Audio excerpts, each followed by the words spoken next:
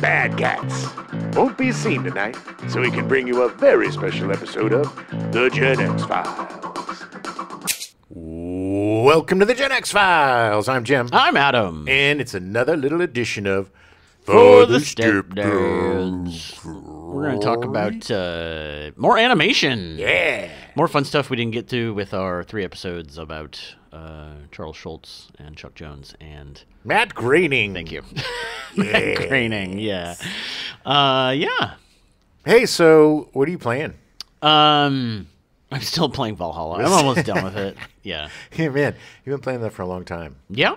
I still jump in day to day. It's I'm definitely in the third act. Yeah, it's a long game. I'm not super thrilled with how it's ending so far, so we'll see. Well, I will keep you posted. Yeah. On this journey that you've been on for years. Yeah, it feels like it. I mean, it's to the point where I was complaining about this yesterday. Like, some stuff happened, and I was like, how am I supposed to remember what happened 5 months ago? Yeah, like 150. I don't remember what happened. So it's like, they need like a recap. That's or what I was something. going to say. Yeah. There was a game. What was it? Was it Alan Wake or something that had like chapter recaps? Yeah, I think Alan Wake did that. That was like episodic. And actually Control, the same company. Yeah. I think they did that a little bit. Like there was stuff that kind of explained at least what's going on. Alan Wake. Well, it wasn't quite. I mean, it was kind of like that, but just enough to be like, hey, by the way, here's things that's happening. For old stoners like us who can't remember anything. So much. Well, especially in something like Valhalla, because you're grinding constantly. And you not only have like the actual story and what's going on, but you have the animus. Yeah, the side stuff. And modern day story that's going on concurrently. I love the Assassin's Creed franchise, but they have gotten so overly complicated with... And now they're starting to bring back stuff from the previous regimes, like the Desmond stuff from Italy and all that things. And it's just like, it's a lot. It's a lot of bang for your buck, though. No, totally. I mean, God knows, I've been playing the game for 5 months. Like it's really fun. They just released some expansion. I'm going to wait on that. Yeah. I'm going to be tapped out on Valhalla after this, I think. I've been playing a lot of Cyberpunk 2077. Yeah. It was released on the PS5 recently, and it's awesome. It's exactly what I was hoping it would be when it came out so disappointingly 2 years ago or beyond however long ago. That little speed bump with the 2 years ago? 2 years ago. It was 2 years ago, yeah.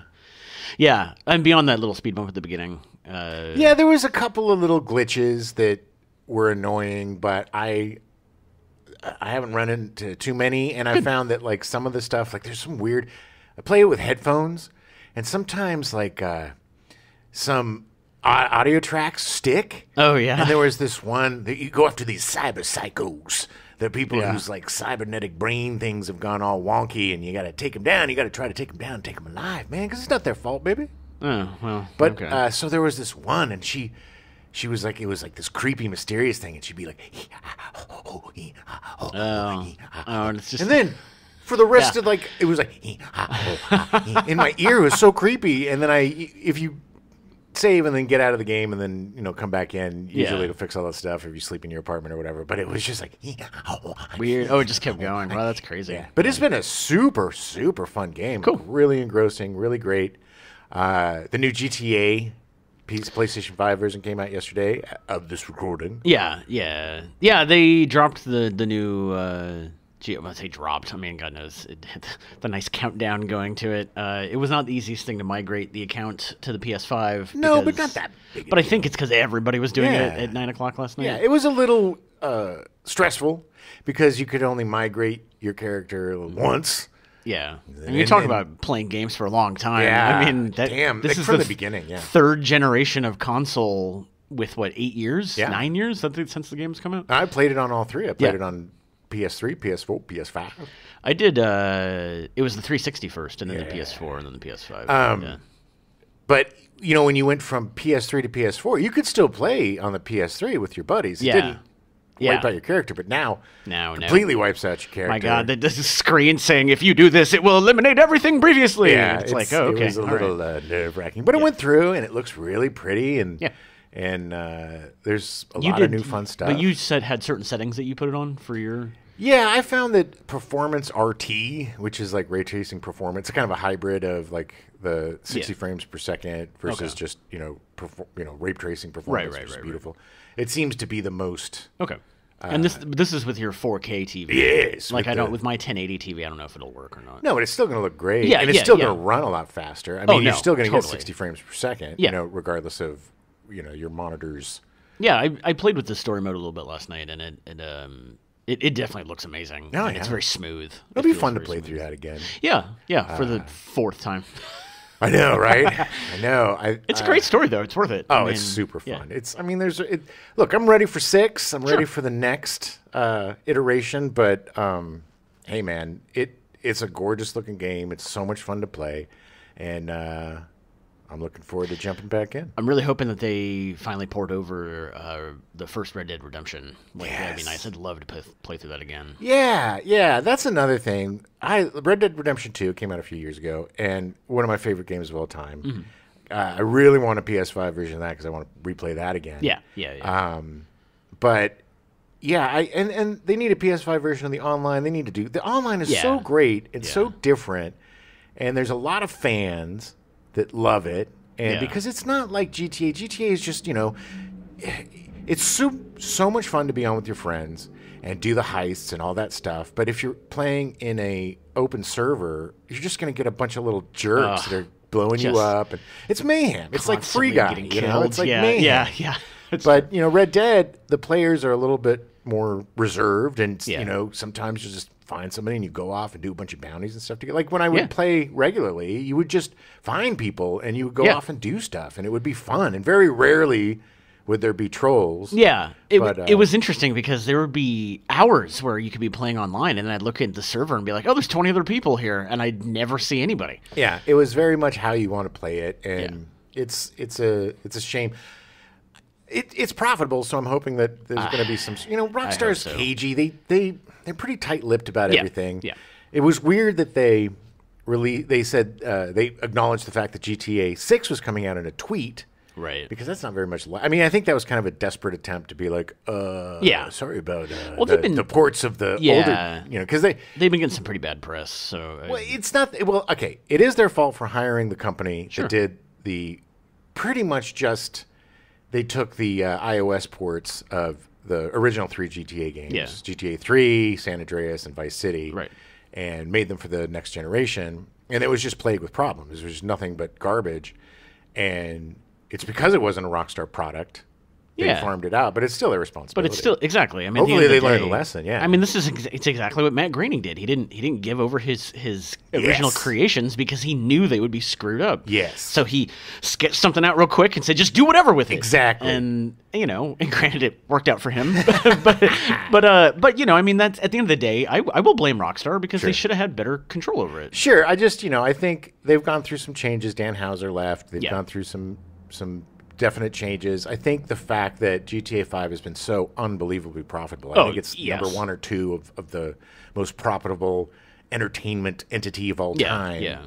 And I get it. If you could just, keep working that magic, why not? If you're making $1 billion a year just on shark cards. I mean, look at Skyrim. Yeah. They've been doing that for 10 years. Yeah, exactly. I mean, but, I think we're going to see something about GTA 6 soon. I think it's going to be amazing. It always is. I'm not worried. I hope so. It's just it is disappointing when the cream of the crop, like CD Projekt Red, who made Cyberpunk 2077, made one of my favorite games of all time. Yours too, The Witcher 3. The Witcher 3, yeah. Which was just a flawless, beautiful game. Yeah. Which is coming out too, which I can't. Yeah, that I'm excited to play through.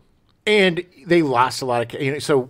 Yeah. There was I pre-ordered Cyberpunk because I had no doubts that it was going to be a perfect game because of their track record of the company. And then, they messed up. Yeah. But they've done responded to it well. I mean, I think we talked about this before. Yeah. There was a company called Hello Games that released a game called No Man's Sky with all these promises of, it's just an ending game of procedurally generated planets and all this stuff. Potentially groundbreaking. Yeah, and it was none of that when it was released. It was a huge disappointment. But over the years, they have supported that game for free. Yeah, and turned it into a really amazing game. And I think that's kind of what CD Projekt Red has done with Cyberpunk. It's really, it's so engrossing and fun to play. So that's what we're playing. Yes. We watched on Saturday. We watched Red. Was it Red? Is that the name? Turning Red. Turning Red. Yeah. Red is a great movie. Red is a great movie too. Yeah, but no, different movie. Very different movie. Both of those, Red and Red 2. I love them. Oh, they were great. Yeah. But Red, the animated Turning Red.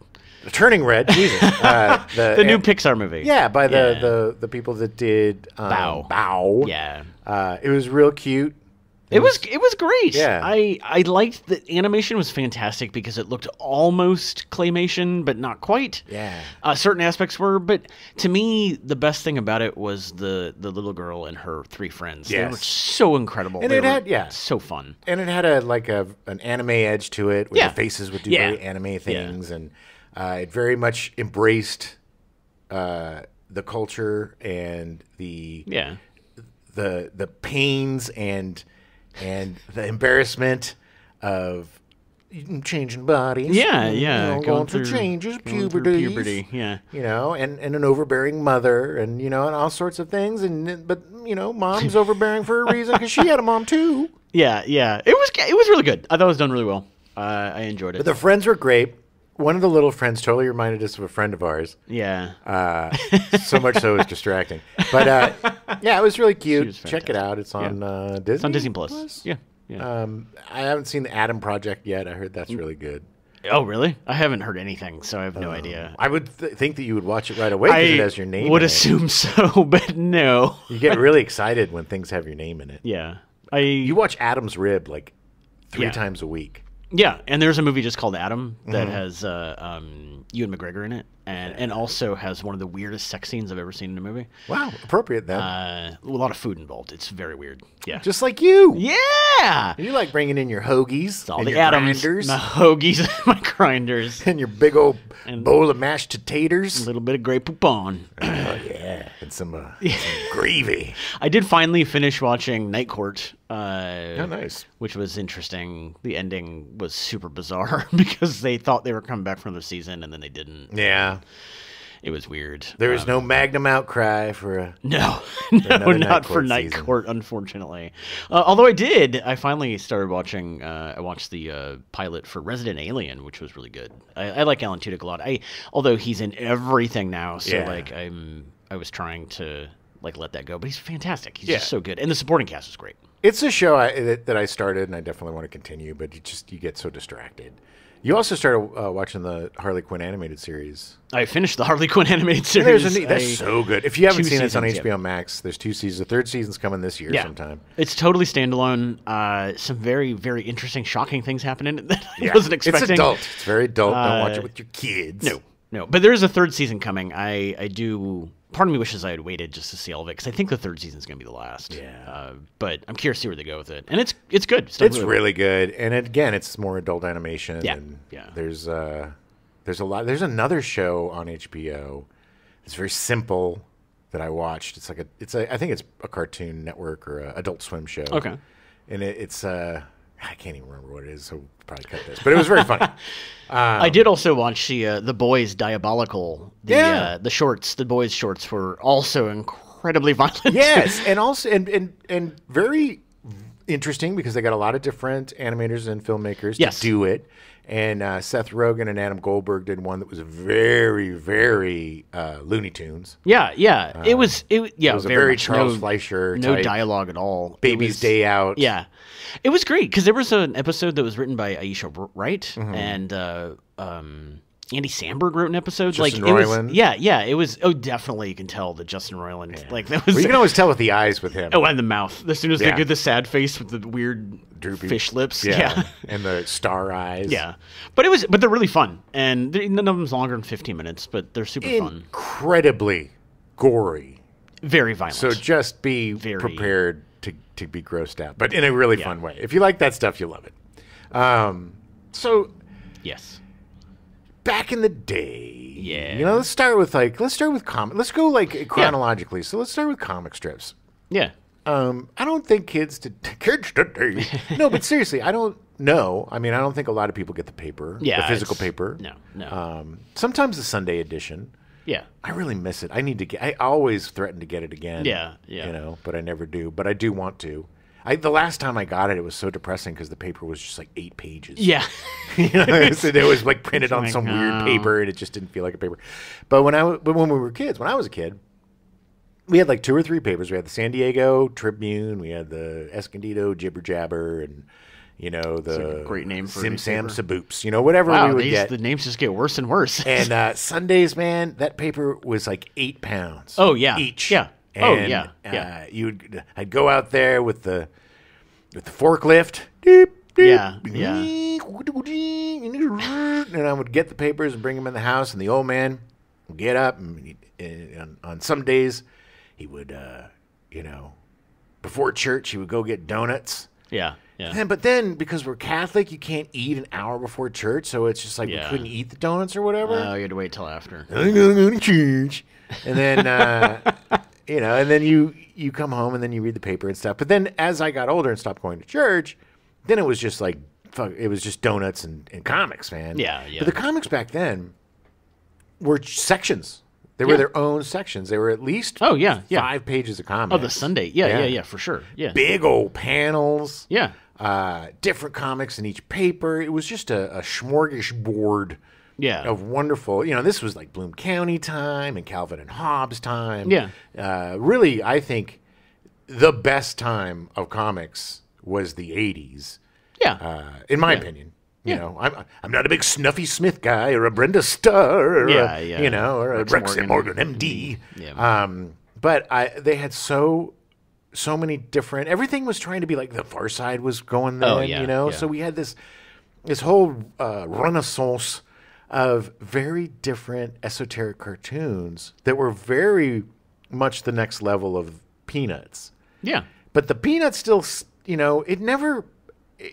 the Peanuts never became like Family Circus, right? Or right. It never or Marmaduke. It never became benign and those by nature are yes benign and plain. But I mean the Family Circus could hit it once in a moon. It was always my favorite with in the Sunday section because it was in color and the Family Circus. It would always be my favorite time when they did the whole like Billy walking around, and it was the whole panel was literally the whole top of the page, and then you'd fold it over, and the bottom would be the peanut stuff. And you would just.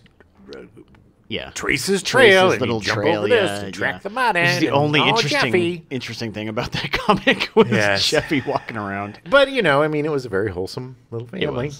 It was crazy that the last strip of Family Circus, it was in 2008, and the father was wiped out in the financial crisis, and instead of his family suffering through being homeless and everything, he shoots them all, and then himself, and then those little not me ghosts and whatever.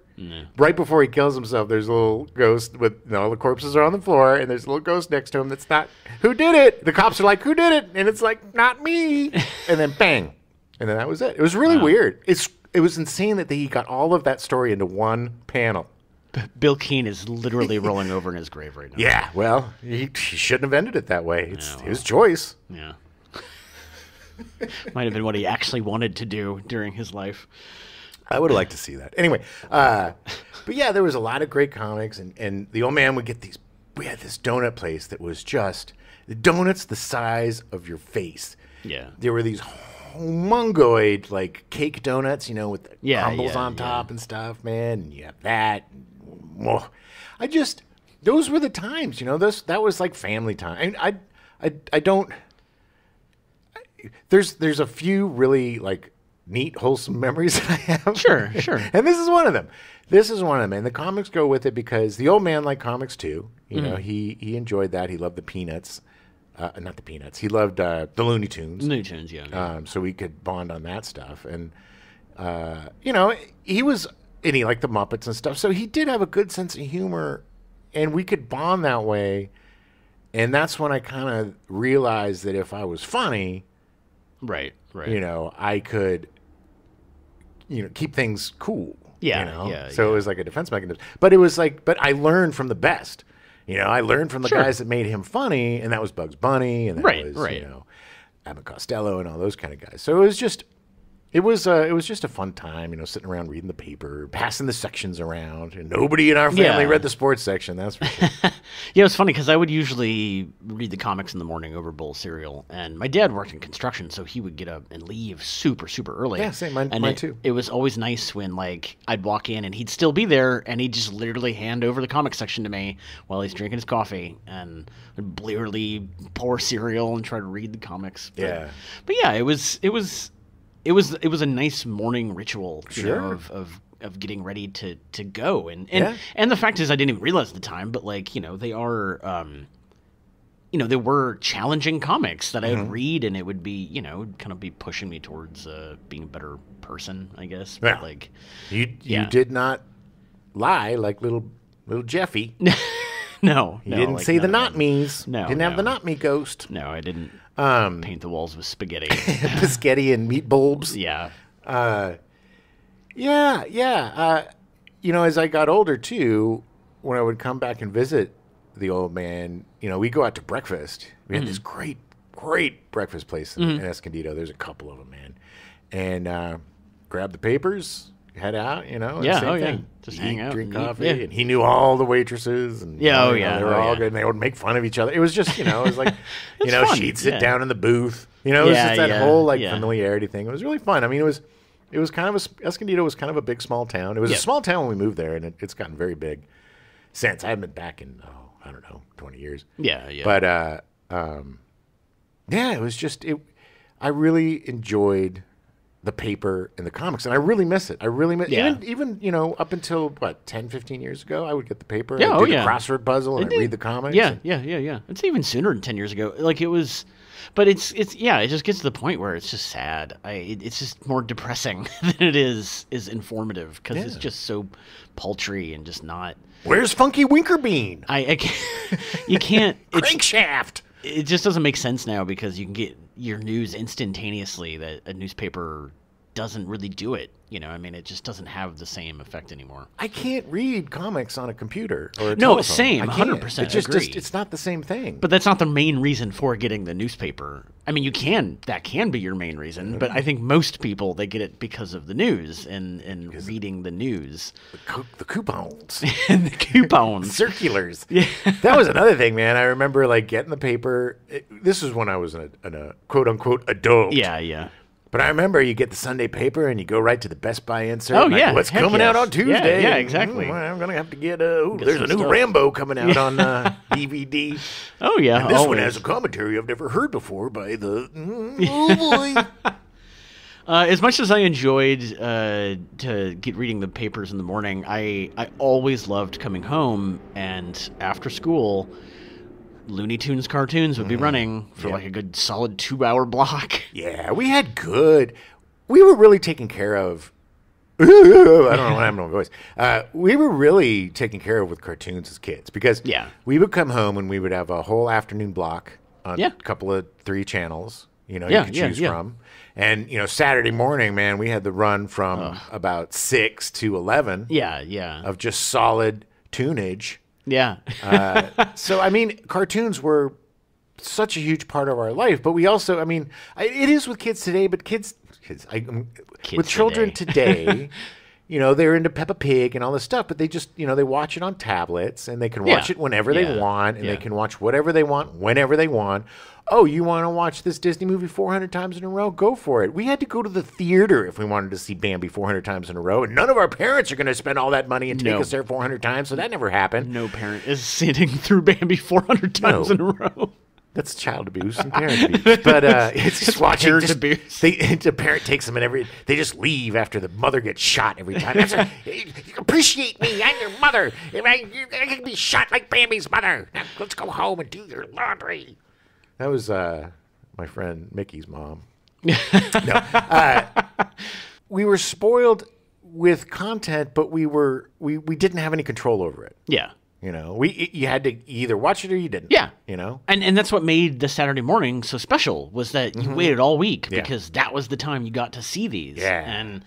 And now, which is fine, and it's just different. But now it's, if you want to watch something, it's there, and you can watch it, and it's fine. But it does take away from that specialness Yeah. of having that time. Yeah, but also on the flip side, if you would have told the 8-year-old, because I am not even joking, that the 8-year-old me had this dream of like having, what if I had like a box that I could just watch every piece of entertainment on? Yeah. I mean, we all had that wish. It wasn't Yeah. like I was, I was seeing into the future.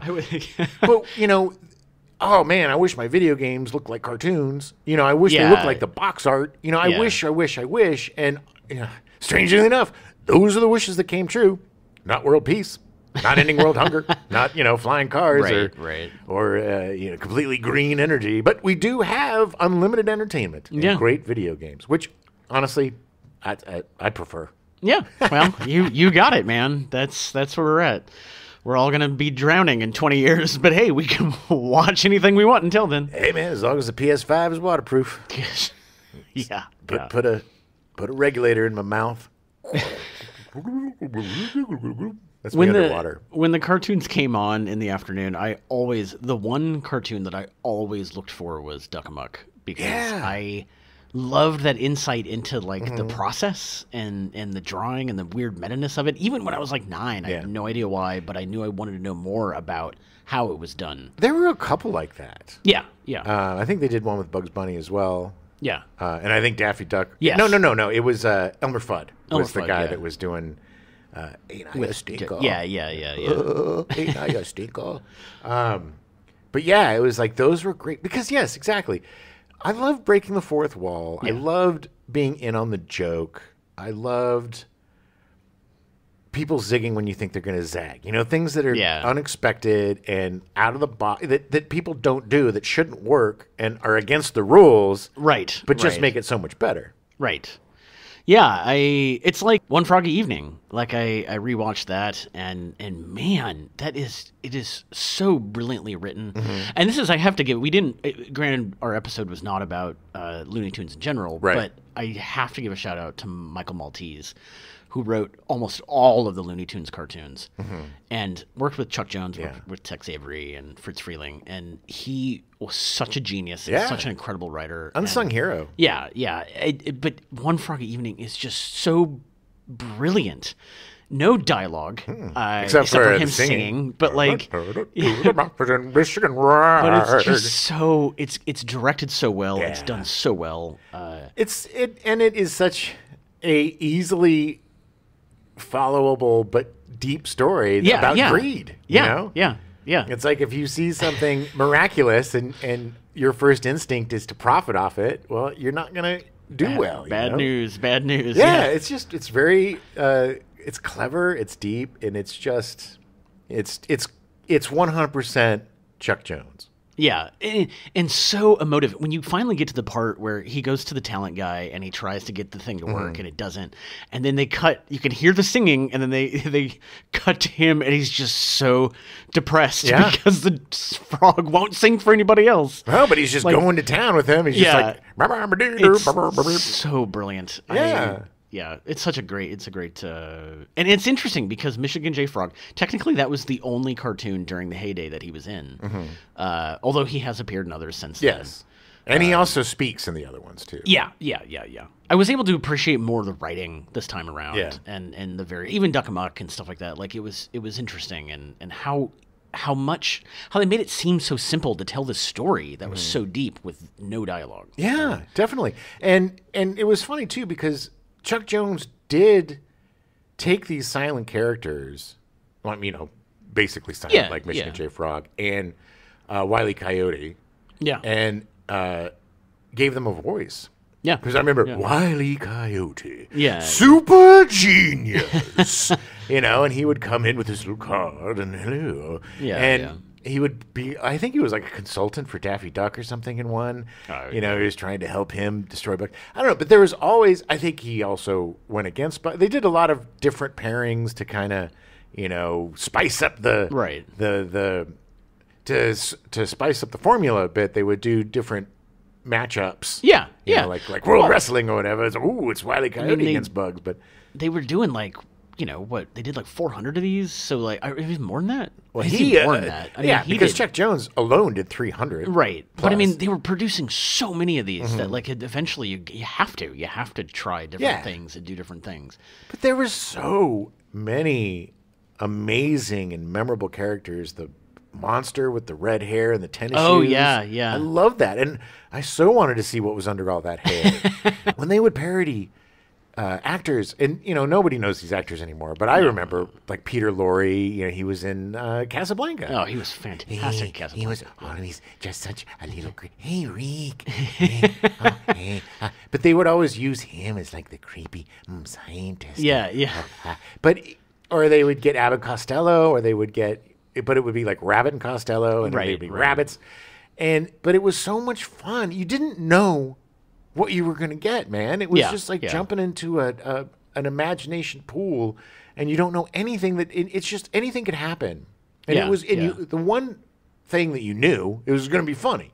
Right. Yeah, I mean, no matter what, it was gonna. I think it was the Witch Hazel. I think it was. Yeah. Which I think that was June Foray. If I remember correctly. Yeah.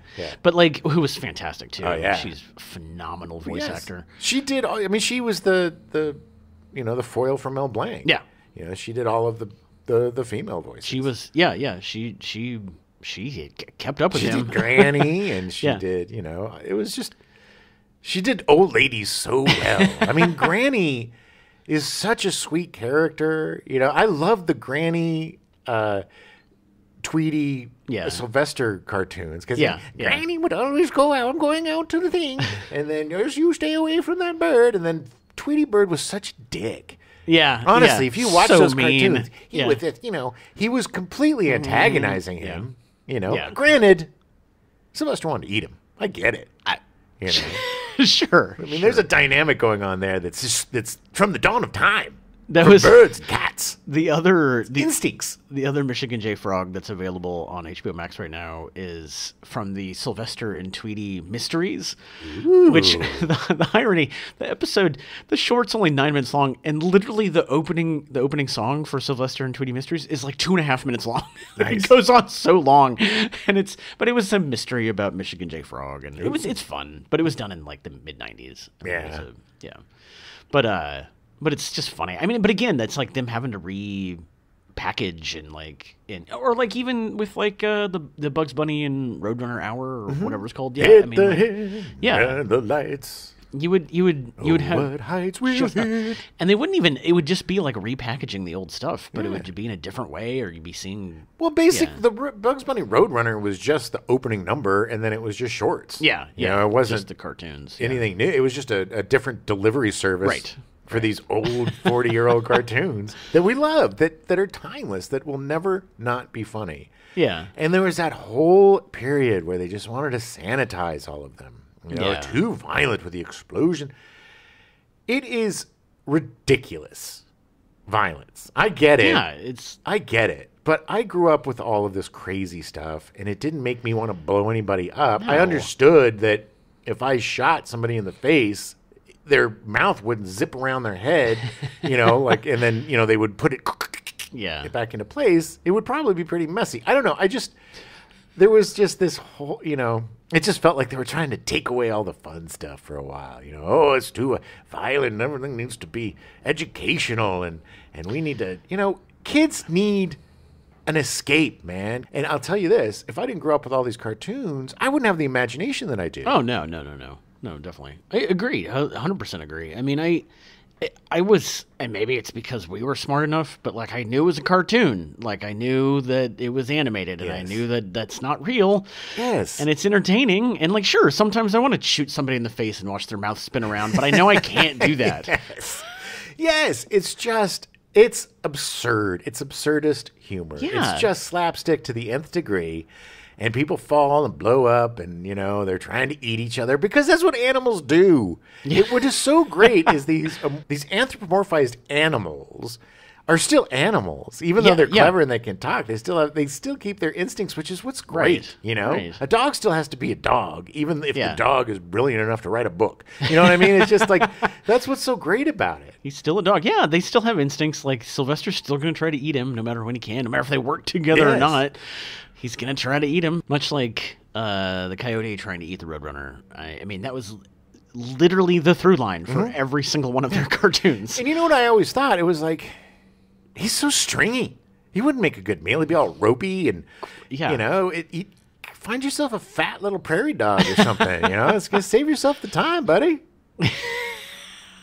I really honestly, and I think it's and probably why like the One Froggy Evening, I loved the Wile E. Coyote and Roadrunner stuff. Like that was my favorite. But I think it was because there was no dialogue, and it was you had to tell a story without being able to tell it. And, and I loved that stuff. And granted, yes, it was just gags over and over and over again. But it was great. But a brilliant use of music and sound effects and everything came together. There's so many non-dialogue cartoons from Warner Brothers and Looney Tunes. And there's just tons of them.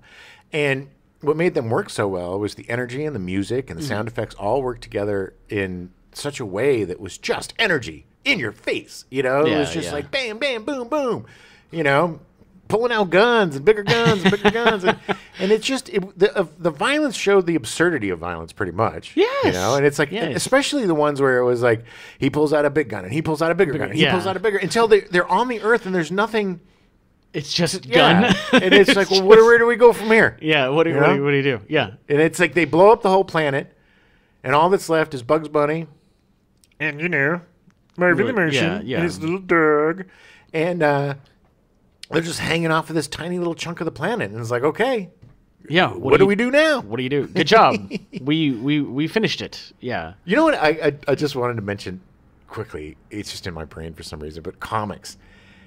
Like, did you ever have Silly Putty? Oh yeah. Oh yeah. I don't know if it's still around, but man, oh yeah, Silly Putty was such a staple. Like you had to have some Silly Putty because it was very useful. You could roll it into a ball, and it was a super ball, and then you could mush it on the comics, and you could it would like do a Xerox of the comics. It would pull the ink. Yeah. You know, and then eventually your Silly Putty would be all gross from all the colors and stuff. Or whatever.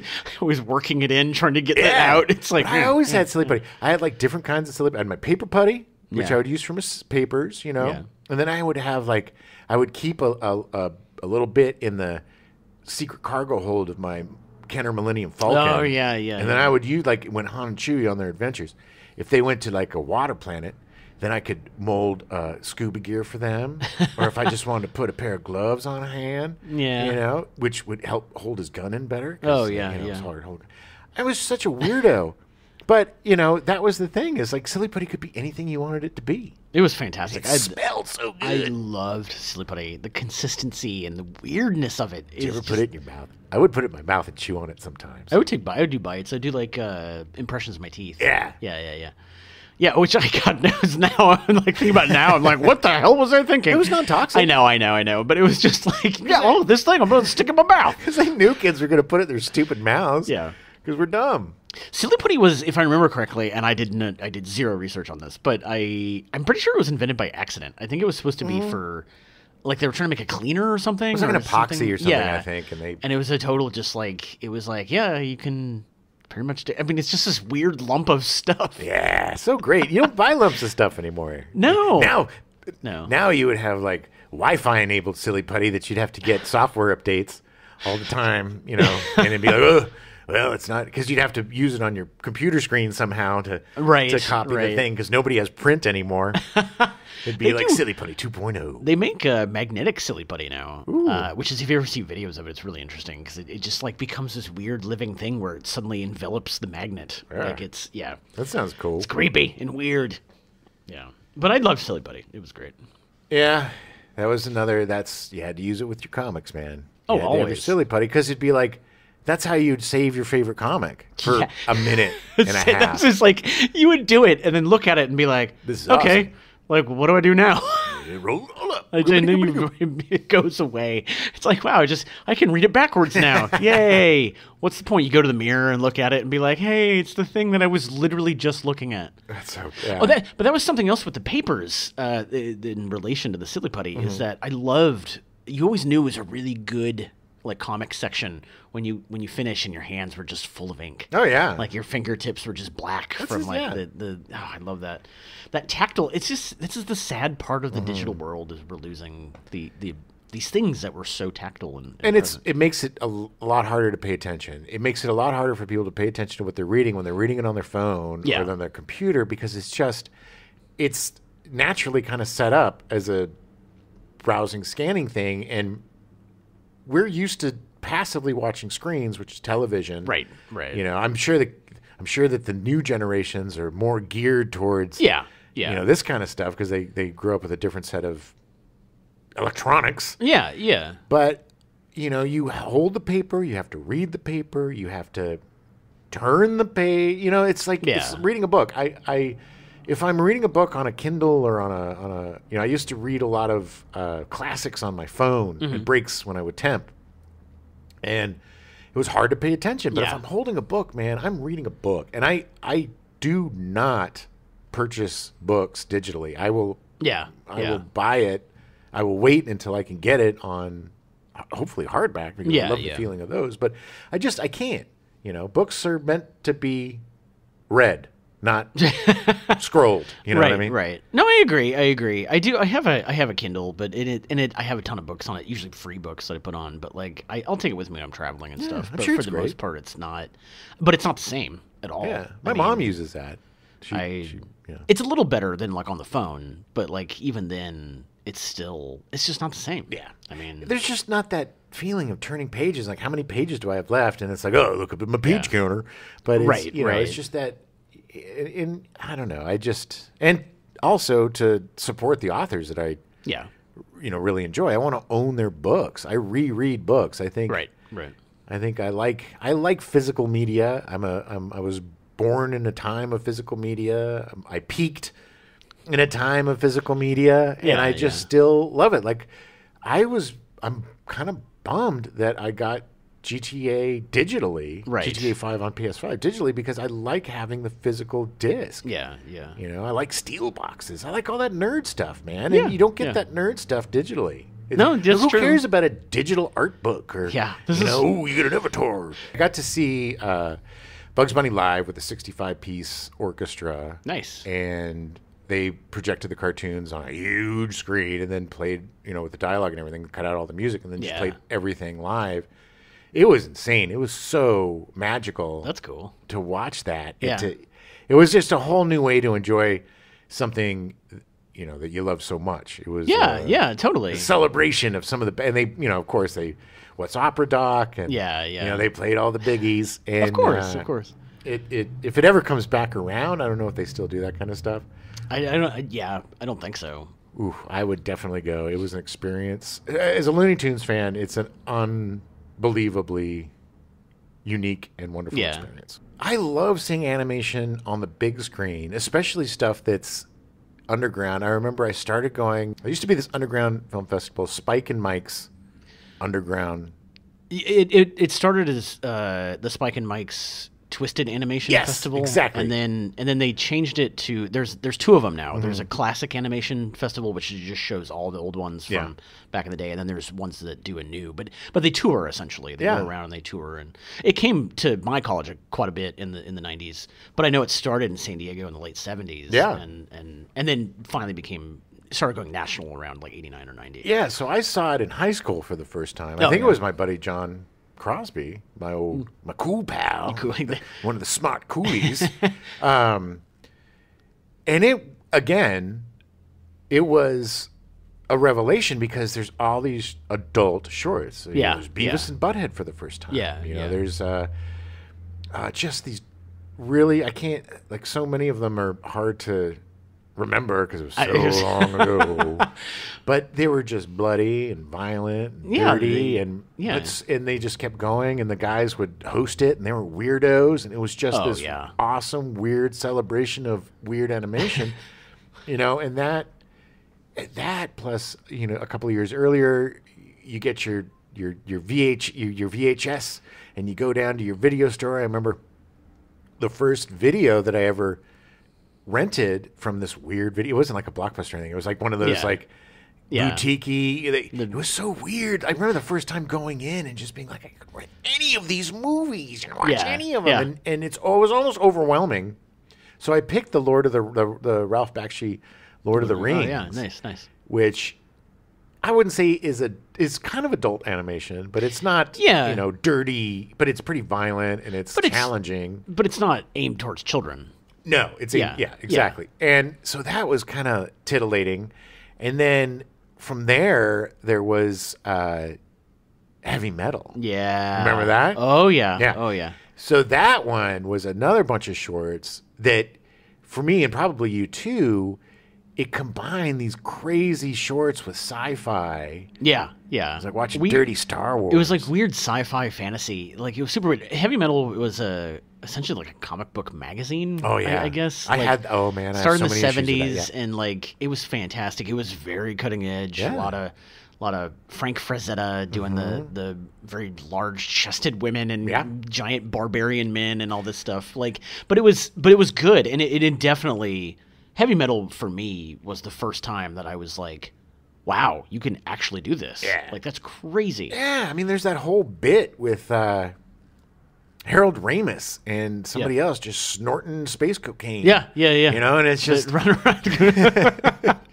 The weird. And there's that whole crazy that hero guy. That's John Candy, who's a little nerd that turns into oh my God, I almost remember his name. It's so great though, because he's just this giant dude and he's naked, and the first thing he does is have sex with somebody, and he's just like, oh, this is the world now.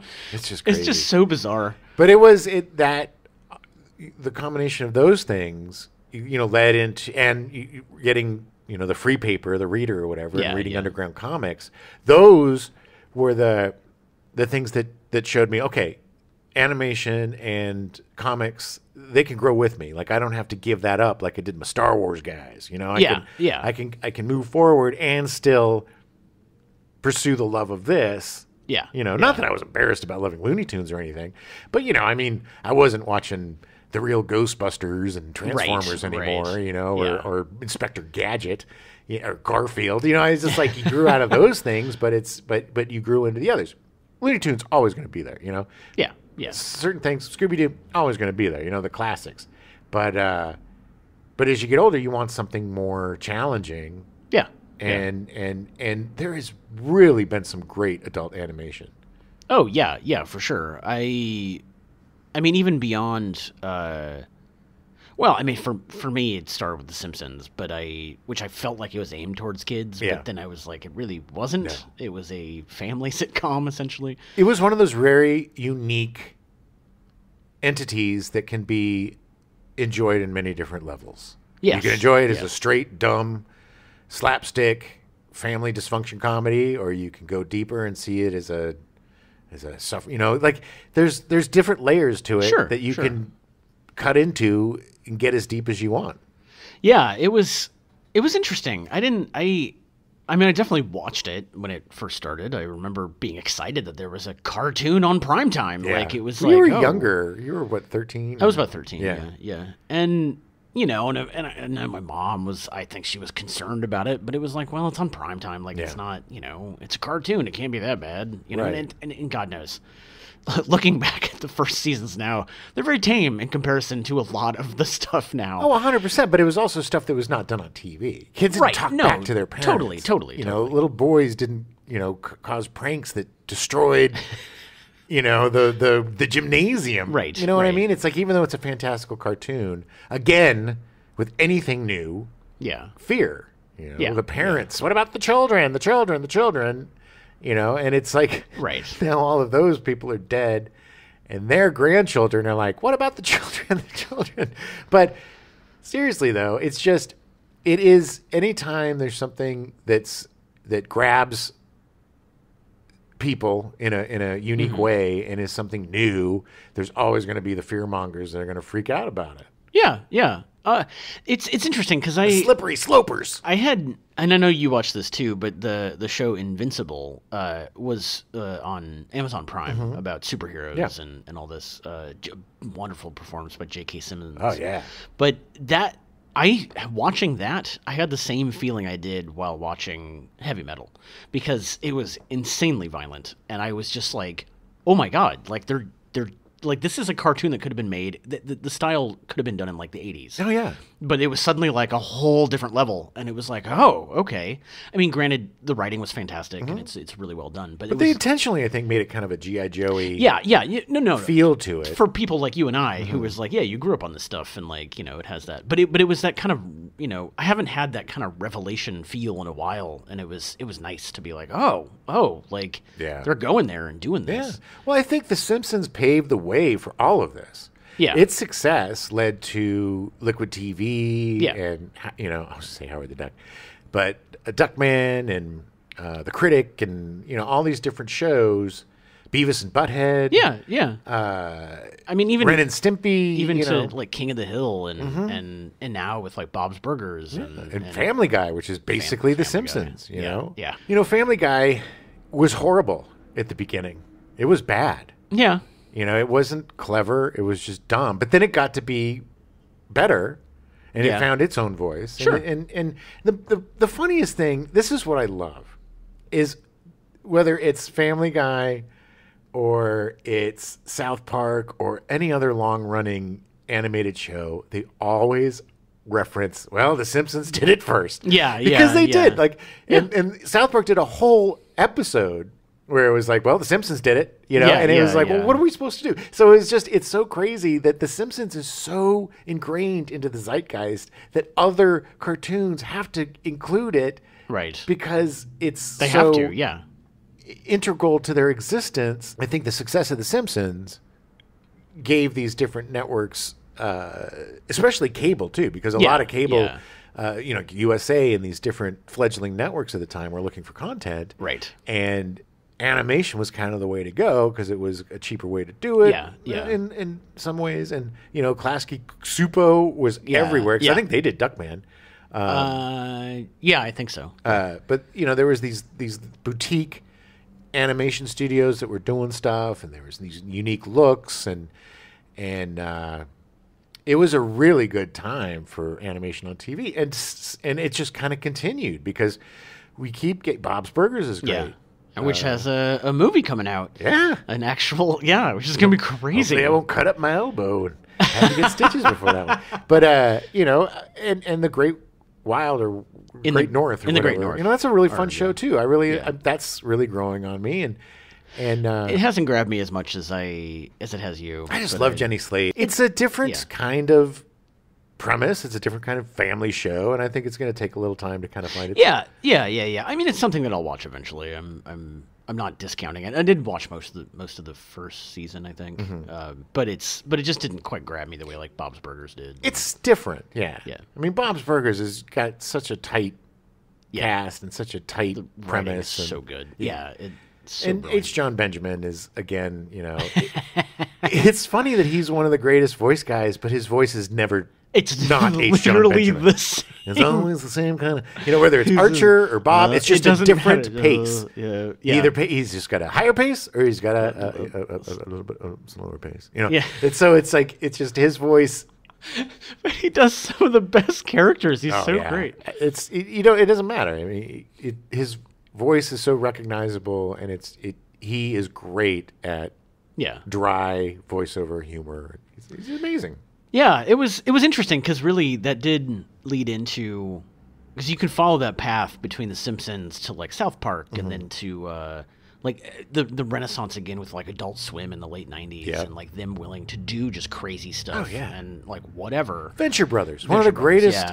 I'm a huge Johnny Quest fan as a kid. Loved Johnny Quest. So cool. Like a James Bond kid, man. Yeah. And this is a perfect parody of that. And talk about whack, man. That show just got weirder and weirder and weirder, but so intricately done. And just, if you haven't seen it, they're like 10-minute episodes. Yeah. I think there's 5 seasons or something. You can jam through it in a weekend. Yeah, it's not very many. Yeah. There's just so much great animation. There wouldn't have been an Adult Swim. There wouldn't have been a Liquid TV. There wouldn't have been any of this stuff without The Simpsons.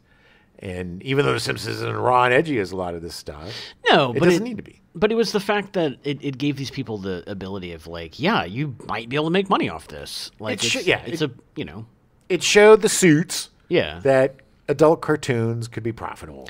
They could be exploited too. Exactly, and they did that. In such a crazy way. What a fun month. Yeah, it's been really great to go back and watch this stuff and to seize the old Peanuts cartoons, especially like the little folks and the older stuff. Oh my God, the strips! I spent hours just reading the little folks strips. Forgot how poignant and awesome. I mean, you forget how great this stuff is because it just becomes cliche. Yeah, and there's so many things after that are the same thing. Fox. There's just so many different iterations of the Peanuts and ripoffs and whatever. And the Peanuts, it was just. Probably for a lot of you, it was just this splashy thing in the cartoon, the reruns, and it was a lot of Lucy and the football, and didn't get a lot of the deep stuff or the Snoopy animation. But there is definite worth in going back and reading that stuff because all of your favorite comics now, a lot of them wouldn't exist without that kind of philosophical bent. The shift from just gags to dialogue. You have a less chance of having like a Calvin and Hobbes if it wasn't for Peanuts, and that ability to be able to go into the philosophical stuff. And by that time it came out, you were primed for that because it was like, even though you might not even have known it, it was like, because Calvin and Hobbes, like he just flat out like was like, and now we're going to talk about philosophy. And it was like people reading the comics were like, yeah, this is good. It was thick, dense dialogue. Same thing with Bloom County. Yeah. There was thick, dense dialogue. Yeah. And there was a lot of stuff going on. I mean, Bloom County, it was like mayoral races. And, and guys coming out. And, God, that was, Bill the Cat. I mean, that cartoon was absolutely groundbreakingly amazing. It was like taking Doonesbury and turning it into a Mayberry-esque adult crazy world. Like, you have so many great... Opus the Penguin. Man. Yeah. You're never going to forget him. You know the guy, I can't remember his name, but the guy who created Bloom County went to my college and actually lived there while I was going to college there. He broke his back. Yeah. Bill the Cat was based off an Iowa City guy. Nice. Like some weird dude that he knew. Berkeley breathed or breathed? Breathed or whatever. Yeah. But Berkeley breathed. I don't know how to say it. But like he was a weird dude. Yeah. I mean, I never saw him. I just knew he was in town. Yeah. But Bill the Cat was based off some dude who I think was long dead by the time I went to college. But, yeah, it was just which weird. I love because that was basically just teasing Kathy. Yeah. I do want to give a shout out to my dad who texted me after our Chuck Jones episode saying that he had spent the last couple hours watching Looney Tunes cartoons on HBO Max. Oh, I'm psyched. I'm glad. He was re-experiencing his childhood. He was super happy. That's awesome. I mean, that's the whole point of all of this. This is a celebration of these guys and these things that they've done and a celebration of the things that have come after. These are things to enjoy. Yeah. These aren't things to pick apart and to be a jerk about. Like I told you when we were doing the grading episode, I can't stand the Simpsons haters that haven't watched the show in 15 years. Yeah. That's just you're just being a jerk, man. People, it's like on social media, when you're like, oh, such and such was my favorite movie, and then somebody's like, that movie's a piece of crap. Okay, great. So what? Why do you have to come poop on people's parades? I just don't get. I don't either. Okay, cool. You didn't like it. Too much negativity. Does that make you feel better that you pooped on this guy's post? It's okay, man, to love stuff. It's okay for things to change. It's just the way things go. Nothing is going to remain the same. The Looney Tunes of today aren't the Looney Tunes of yesterday, but you're getting Looney Tunes. Yeah. The Peanuts cartoons that they're making on Apple TV, the Snoopy Show, it's not Chuck Schultz, but it's still the spirit, and it's still good stuff, and it's still telling stories the way he would tell them. Yeah. I mean, we during Christmas, we watched that super bizarre Mickey Mouse thing that was made in the last few years. It was genius. It was brilliant. Yeah. But it's not the same. I mean, they wouldn't have done that 70 years ago, but like it's great. No, but we have a different kind of innovation happening now. And we have new, we still have hopefully we'll have The Simpsons for many years to come. Yeah. And we'll always have the Looney Tunes. We'll always have the Peanuts. Do yourself a favor and go re-experience some of this stuff. If it's from your youth and it really will make you feel good. If it's something that you've never really experienced, experience it. Because I think you really dig it. Yeah. And you will see pathways from these things to your favorite modern day adventures and entertainment. But yeah, I mean, hey, we're always going to talk about animation. We're big old comic nerds. Yeah. We're big old animation nerds. And there's no shame. I mean, my birthday's coming up. I'm an old man, but I will never stop watching cartoons or playing video games. I'll tell you that much. Yeah. Bye-bye. I'm going to frick this word up so bad. Anthropomorphize? These Anthropomorphize. Anthropomorphized? We now return you to your regularly scheduled programming. Super Friends, already in progress.